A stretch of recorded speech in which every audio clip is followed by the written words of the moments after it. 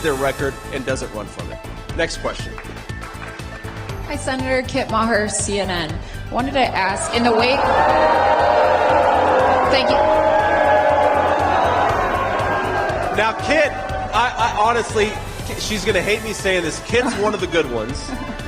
But she won't be able to go back to CNN after I just said that. So take it or leave it, Kit. Ask your question, please. Thanks, Senator, for taking my question. I appreciate it. In the wake of the Georgia school shooting yesterday, I wanted to ask you, what specific policies do you support to end school shootings like this? And if you allow it, a second one, specifically on the debate, has Trump consulted you for any advice? Have you participated in the policy discussions that he has held with Tulsi Gabbard? And what advice have you offered him? Yeah, so just on the debate, I mean, look, the president and I talk every day, and, you know, we're constantly talking about what are we seeing out there, what are people that we're talking to saying to us, because we do, unlike the Kamala Harris campaign, get out there and talk to people. We don't just stand in front of a teleprompter and try to talk at them. We often let them say things too. And so we're constantly trading ideas and trading, you know, war stories from the campaign trail about what we're hearing and what we're seeing. But no, you know, we're not going to have some formal debate prep session because Donald Trump doesn't need it. Donald Trump actually knows what he believes, and he knows his record, and that's all he really has to talk about. So whether it's with Tulsi or with RFK or with Nikki Haley or with anybody else, I think the president will keep on doing what he does, which is talk to people, hear what they're seeing, actually go out there and try to understand what they're seeing on the campaign trail, and just try to incorporate that into a message that works for the American people. That's what he's done. That's what he'll continue to do. Now, on the first question, look, first of all, what happened in Georgia is just an awful tragedy. And I know we've got a lot of parents and a lot of grandparents in this room. I mean, I cannot imagine, you know, little kids so excited to go back to school. God love them. And they're at their first week back from the summer, and an absolute barbarian decides to open fire and take their lives and also a couple teachers. We got to think about these people. If you're the praying type, and I know I am, we got to hold them up in prayer.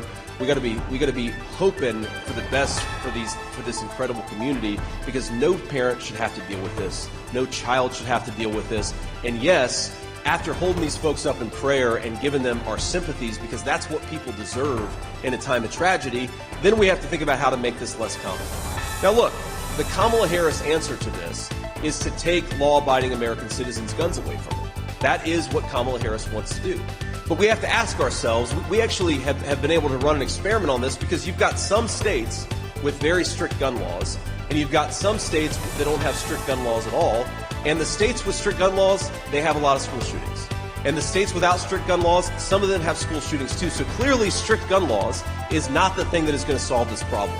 What is going to solve this problem, and I really do believe this, is, look, I don't like this. I don't like to admit this. I don't like that this is a fact of life.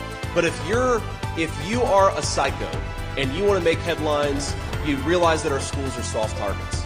And we have got to bolster security at our schools so that a person who walks through the front door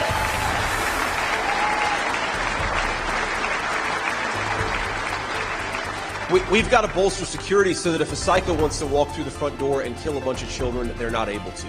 And again, as a parent, do I want my kids' school to have additional security? No, of course I don't. I don't want my kids to go to school in a place where they feel like you've got to have additional security, but that is increasingly the reality that we live in.